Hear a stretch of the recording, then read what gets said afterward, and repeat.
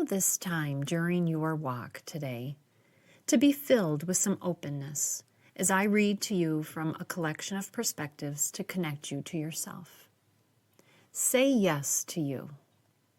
Do you say yes more often or no more often? I have mentioned previously the importance of saying no when necessary.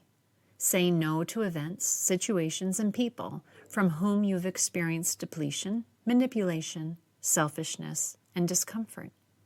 However, saying yes can be equally important. When you haven't experienced an event, situation, or a person, it's a great opportunity to say yes to learning and exploring something new. Possibilities are all around us when we're open to discovering them. Have the courage to say yes. Have the curiosity to remain as open-minded and thrilled as possible. Have the passion for exploring, doing, and taking it all in. Have the gratitude to appreciate the experience and the learning. Think of the words open and closed, and be very literal with them. When you are closed off from experiencing anything new, you are shut in, locked down, and nothing can get in. When you are open to experiencing something new, you're expansive with excitement, ready to receive, and eager to accept. The same is true with being open or closed to new possibilities. Give yes a try. It'll be a blessing or a lesson. Both can enrich your life. The next one is titled Just for Today. Just for today, live life with the faith that there will be a helpful hand when you need it the most. When it arrives, give thanks for the support as well as the answer to your prayers. Just for today, live life with the knowledge and trust that when you need and want will show up when you need it the most.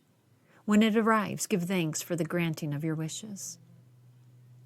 Just for today, live life as though everything and everyone around you is magical. See the beauty all around you. When it arrives, give thanks for the gift of sight to see such wonder. Just for today, feel what the great outdoors actually feels like. Feel the temperature, the breeze, and the earth under your feet. When it arrives, give thanks to Mother Nature and all her beauty. Just for today, listen to the great outdoors and hear the incredible, soothing sounds provided by the birds, animals, insects, and even the singing leaves with just the right breeze. When they arrive, give thanks for the calm and peace. Just for today, live life as an observer of yourself. Feel your heartbeat. Focus on your breath. Be mindful of your thoughts and know your intentions. When you can see and feel your own wonderment, give thanks for your beautiful self, for it was you who was capable of all the above. This next one is titled Curiosity Equals Freedom. Have you ever thought that curiosity creates freedom? I never thought about it from that angle until recently. I took a photo of a cat as I was taking a bubble bath. The cat was propped up on the edge of the bathtub, peeking in at me. And in that photo I took, I sensed freedom when I saw my beautiful cat Henry's face peeking into the bathtub as I was there reading and sipping on some tea.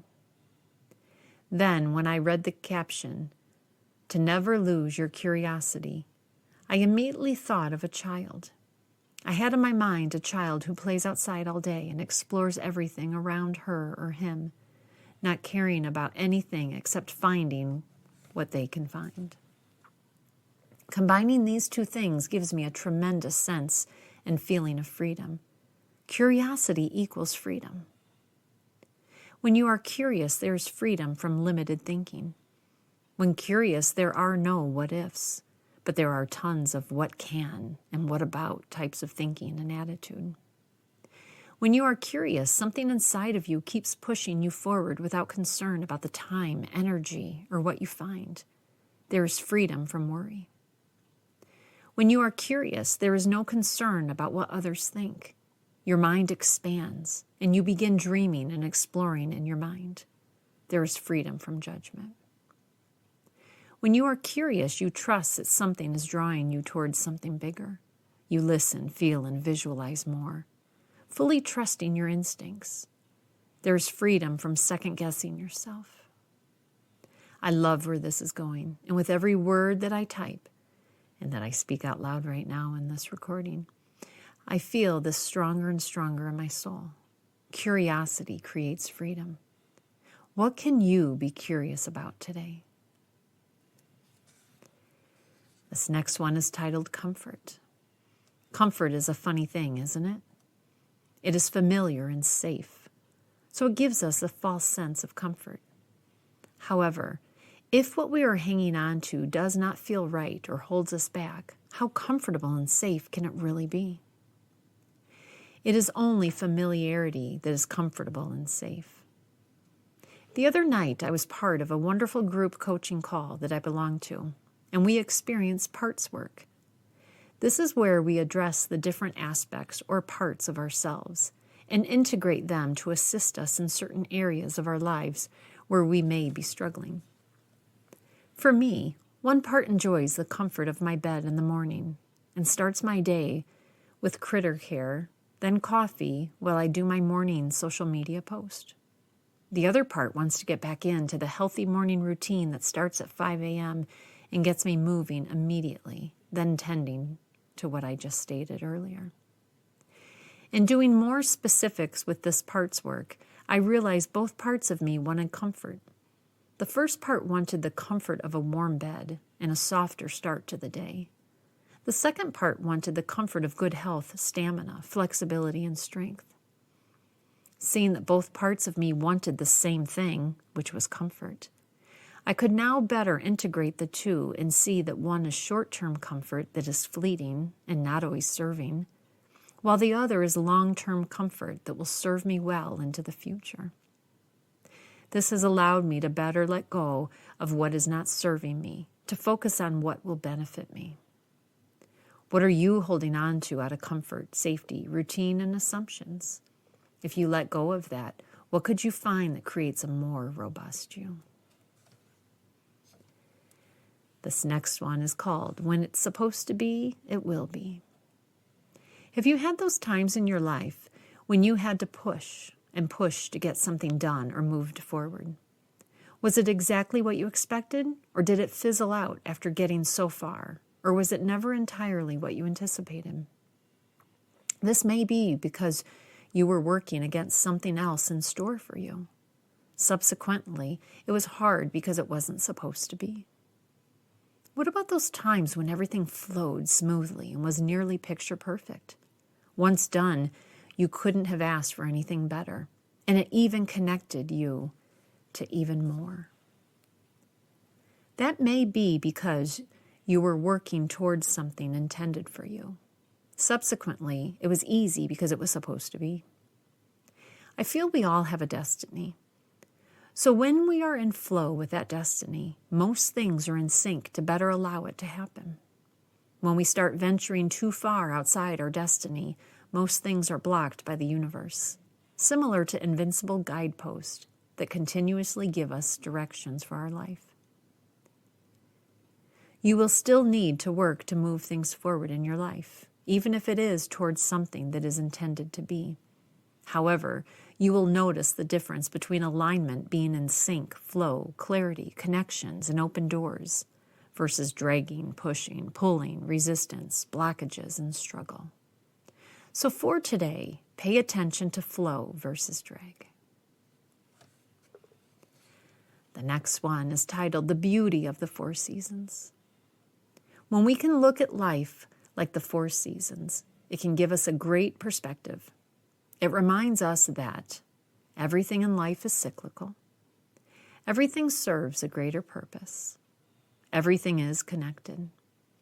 We don't have to see everything, but we do have to trust in the process. Winter allows everything to go dormant and to rest. However, don't let that rest fool you, because it allows roots to deepen and the soil to refresh with the snow melt, serving a massive role in preparing for a productive and fruitful season. When you rest or have a time in your life that slows down, see it and trust it as quietly and deeply giving you strength and serving a purpose. Spring is a result of a nurturing winter. It is the world coming to life again, after a rest and rejuvenation to its core, the center of its being. Because of this rest, spring can bloom and give life to so much more than itself. Summer is a time of even more growth and expansion. She is soaking up all the nutrients that the prior 2 seasons provided. This time of growth bears fruit and sustenance. The season is a time to observe and enjoy the growth. Autumn. Autumn is a time of harvest. It is the time to benefit from the growth and expansion, enjoying some at the moment, while tucking some of the harvest away to pull out when you need it the most. This season is busy yet purposeful. We all go through these seasons in our personal life too. Therefore, wherever you may be in your life right now, remember to enjoy it for what it is.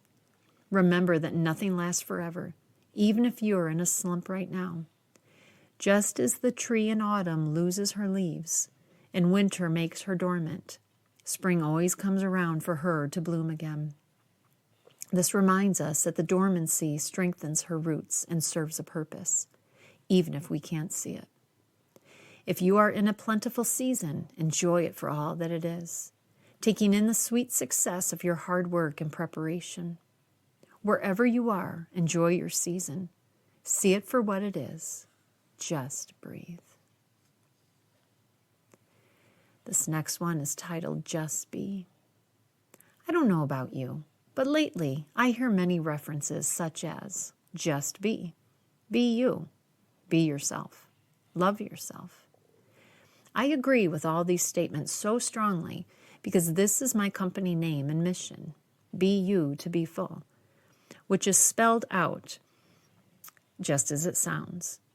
It is purposely spelled the way it is because I wanted it to resemble the word beautiful. Because after all, even if you're enhancing yesterday's you are still beautiful as you are right now. I feel this message to just be, or be you, is vitally important because many people want to fit in. When people need to fit in, they come from a place of lack and longing. It is like they are deficit and must adjust to fit a certain mold. There are many reasons people do this, and I have done this many times myself. However, we lose a part of ourselves when we adjust to fit in, rather than be our beautiful selves and attract those people, places, and experience that are meant for us, the true you, rather than the adjusted you. After adjusting myself for the last time and still not feeling good enough, I said no more. There has been no better gift I have given myself than this. This gift took courage, belief, resilience, confidence, and self-love. But do you want to know the funny thing? This gift took those characteristics, and those characteristics continue to gift me. They can give you gifts as well. In 2019, when I officially made Be You to Be Full a business, I vowed to show others how to become their true self. My vision is to teach individuals how to confidently and courageously move from reacting to life to owning your life. You own your life when you are you, no longer reacting to fit in. This supports you in all aspects of your life: home, heart, health, and career. Be you today and know that it is okay. The next one is titled Confidence. Confidence is having trust in yourself. Trust that you say what you will do, and you do it. When you do this repeatedly, it builds your confidence. Even if you haven't done something before, the path to get you from fearful to confident is to trust that you will show up, be prepared, give your all, learn and grow from the experience, have gratitude for the opportunity, and then do it again. The key to confidence is to see yourself excelling at what you desire to accomplish. Picture it and feel it as often as you can. Then, know what you need to do to get there and treat every portion that leads to the culmination as a step on the journey. Prepare and work on every step until you are satisfied with it. This gives you confidence in each step, which will lead you to the final activity. These steps are what will support you in the final activity and what you will draw upon if you have a moment of fear creep in. Holding on to those thoughts helps to support you and build you up rather than simply focusing on the last and biggest step. You will remember the trusted self that got you this far, so your trusted self will take you all the way to the finish line. Even if you are inexperienced at something, when you prepare each step leading to the final activity, you have gained experience in the lead up to the culmination. Focus on that while envisioning yourself successfully completing what you desired, and you will be just fine. The next one is titled Fearlessness. What would your life look like if you wondered what could go right rather than what could go wrong? Take a moment and imagine yourself being asked to give a speech to a room of 1,000 individuals. Now, close your eyes and imagine yourself not remembering pieces of your presentation, fumbling with the microphone, hiding behind the podium, and the audience appearing bored. Go ahead and give yourself a moment to imagine this before continuing to listen on. When we are fearful, we shrink into ourselves. Our heads are drooped downward, and our shoulders are slumped. Our back is curved forward. We're literally closing ourselves off from what is in front of us. Now imagine the opposite, nailing every aspect of your presentation as you walk your mind through it from start to finish. Again, go ahead and give yourself a moment to imagine this before continuing to listen on. I would venture to guess that as you played out this positive scene, you had a slight smile, sat up a bit taller. Your shoulders were pulled back, and your head was held high. As your mind envisioned your success, your body opened and expanded to that. This is the difference between wondering what could go wrong versus wondering what could go right. This is a huge step towards becoming fearless, opening yourself up to possibilities. When you are fearless, opportunities appear. When you say yes to these opportunities, your life can change. When your life changes, you can offer opportunities to other people. Everything in life comes full circle. Start wonder thinking today. I wonder what it would feel like to apply for the corner office job. I wonder what it would feel like to volunteer my time for this organization. I wonder what it would feel like to offer my experience to this group. I wonder what it would feel like to reach out to this person. I wonder what it would feel like to share my story. I wonder when your life will change, when you begin to consistently imagine what will go right rather than wrong, and open into those possibilities. Be fearless today. You look good like that. So the next one is titled Mantras. We understand the importance of resting our bodies, and hopefully we do so when necessary. If someone regularly lifts weights at the gym, they may have a day when they focus on the arms, followed by a day they focus on the legs, to give each area of the body rest and time to rebuild. This is also why good sleep is essential. This is also why it feels wonderful to sit down and relax following a particularly strenuous physical exercise. If we don't rest our body tells us when it is overdue. That happens in various ways, including getting colds, having strained or pulled muscles, and much more. Sometimes these take us down for days, almost forcing us to rest. If our bodies need this rest, do you think the same is true for our minds? Do our minds ever really rest? It doesn't feel like it because we always think, observe, and even dream during sleep. However, many people suggest mantras, meditations, or even concentrated breathing. The logic is that when you are doing one of these activities, that is all you're focused on. with this literal place to rest your mind or one area to focus on, you are shutting out the mind wandering, replaying your yesterday, or overthinking your tomorrow. Being in this place of resting your mind gives you a sense of calm. It closes out all the noise that keeps our minds bouncing around nonstop. If you equate bouncing around to physical activity with your body, that is tiring. As our bodies do, when we don't rest our minds tell us it is necessary. Rather than giving us a sickness, it could result in anxiety, stress, overwhelm, or much more. Therefore, practices of concentrated breathing, yoga, meditation, and mantras are essential to our overall well-being. My favorite mantra is one I learned from a Buddhist monk years ago, and I use it often. I am well, I am happy, I am peaceful. Try it for yourself. And when you say that, you can become well, happy, and peaceful. The first time I used this mantra was when I was driving in horrific traffic. It was amazing how quickly and how pleasantly it calmed me down. I am well, I am happy, I am peaceful. Concentrating breathing can be as simple as taking 3 deep breaths with a deep inhale through your nose, holding it for a heartbeat or 2, and then exhaling through your mouth with the exhale lasting longer than the inhale. While doing this, think of nothing else other than how your breath feels coming in and leaving your body. Your mind will appreciate the break. This next one is titled Kindness. A kind gesture goes such a long way. It feels so good to remember the moments when someone showed us kindness. They are easy to remember too, because they left us feeling seen, heard, and cared for. Since we know how that feels, we like to give that same gift to others. When was the last time you gave this gift to yourself?